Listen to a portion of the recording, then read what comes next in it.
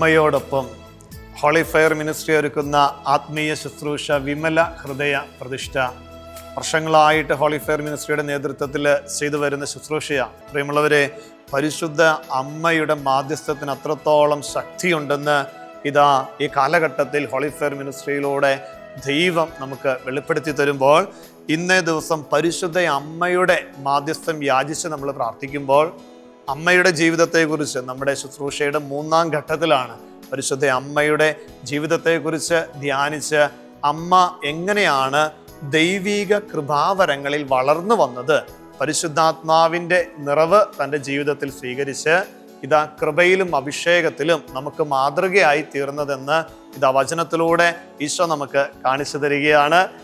ഇന്നേ ദിവസം 21-ാം ദിവസം നമ്മൾ പഠിക്കുന്ന വചനം നമുക്ക് നോട്ടെടുക്കാം, എഴുതാം. വിശുദ്ധ ലൂക്കായുടെ സുവിശേഷം 1-ാം അധ്യായം 39-40 തിരുവചനങ്ങൾ. വിശുദ്ധ ലൂക്കാ സുവിശേഷം 1-ാം അധ്യായം 39-40 തിരുവചനങ്ങൾ.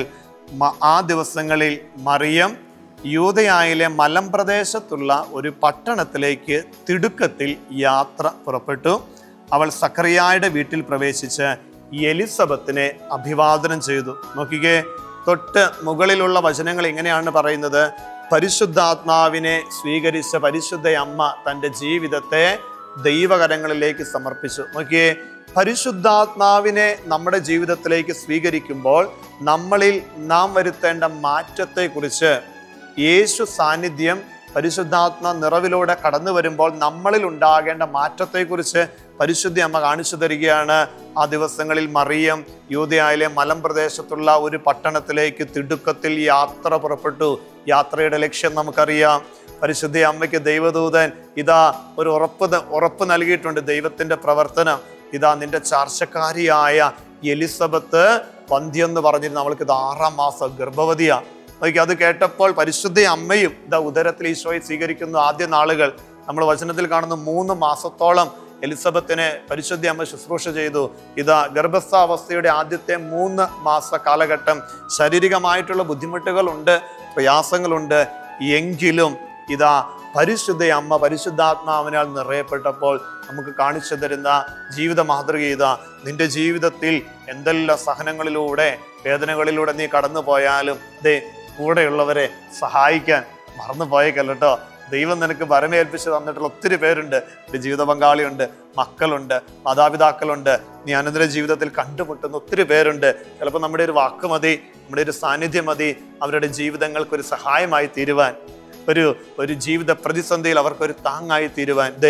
നിന്റെ ജീവിത പ്രതിസന്ധി എത്രയും ആയിക്കൊള്ളട്ടെ, സങ്കടങ്ങൾ എത്രയും ആയിക്കൊള്ളട്ടെ, പക്ഷേ അതിൻ്റെ അപ്പുറത്ത് കൂടെയുള്ളവരെ സഹായിക്കുവാനായിട്ടുള്ള ഒരു കൃപ പരിശുദ്ധാത്മാവ് നിനക്ക് നൽകും. നമ്മുടെ ചുറ്റുപാടുമുള്ളവരിലേക്ക് ഒന്ന് കണ്ണു തുറക്കുവാൻ പരിശുദ്ധ അമ്മ നമ്മളെ പഠിപ്പിക്കുകയാണ്. അവരെ നമുക്ക് സമർപ്പിക്കാം, പ്രാർത്ഥിക്കാം. അവരുടെ ജീവിതങ്ങളിൽ സാധിക്കുന്ന സഹായം ചെയ്യുവാൻ, അവർക്ക് വേണ്ടി പ്രാർത്ഥിക്കുവാൻ പരിശുദ്ധ അമ്മേ ഞങ്ങളെ ശക്തിപ്പെടുത്തണമെന്ന് തിരുക്കുമാരനോട് മാധ്യസ്ഥം അപേക്ഷിക്കണമേ. പരിശുദ്ധാത്മാവിൻ്റെ നിറവിലൂടെ ഈ ഒരു കൃപയിലേക്ക് വളരുവാൻ ദിവ്യകാരുണ്യ സന്നിധിയിൽ നമുക്ക് നിയോഗങ്ങൾ ചേർത്ത് വെച്ച് ഈ ഒരു കൃപയ്ക്ക് വേണ്ടി പ്രാർത്ഥിക്കാം.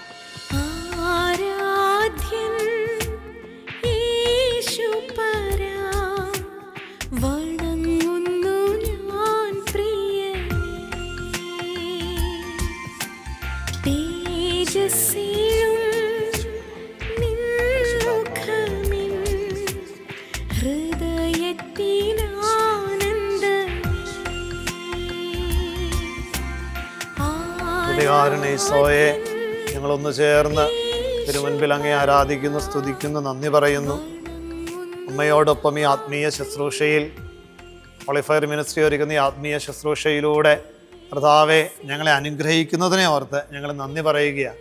വചനത്തിലൂടെ ഈ ദിവ്യകാരുണ്യ ആരാധനയിലൂടെ ഈശോയെ ഞങ്ങളുടെ ജീവിതങ്ങൾക്ക് പുതിയൊരു പ്രകാശം പരത്തുന്നതിന് ഞങ്ങൾ നന്ദി പറഞ്ഞ് പ്രാർത്ഥിക്കുന്നു. സുപ്രിയമുള്ളവരെ, കർത്താവിൻ്റെ തിരുസന്നിധിയിൽ പ്രാർത്ഥനയോടെ നമുക്കായിരിക്കാം.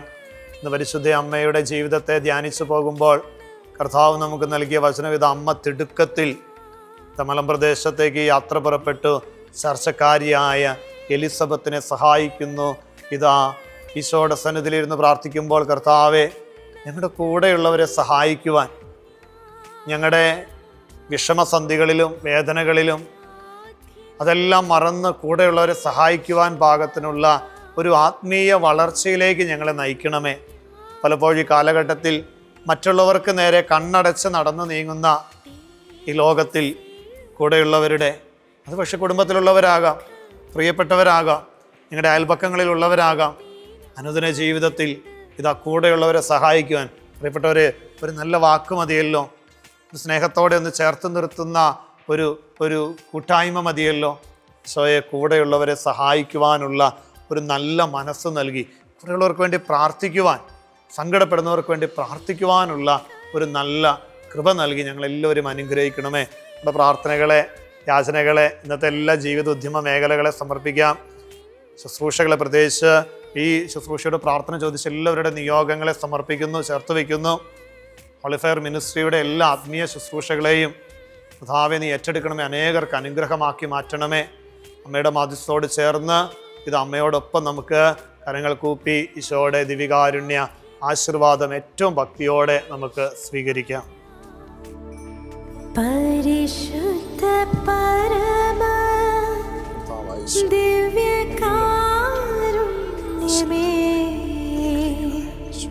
ഇന്നേരവും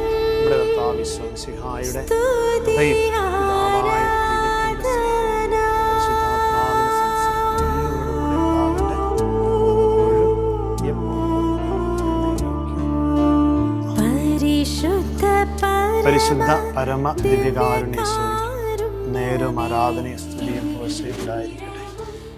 പരിശുദ്ധ പരമ ദിവ്യകാരുണ്യ ഈശോയ്ക്ക് നേരവും ആരാധനയും സ്തുതിയും പുകഴ്ചയും ഉണ്ടായിരിക്കട്ടെ. പരിശുദ്ധ പരമ ദിവ്യകാരുണ്യ ഈശോയ്ക്ക് നേരവും ആരാധനയും സ്തുതിയും പുകഴ്ചയും ഉണ്ടായിരിക്കട്ടെ.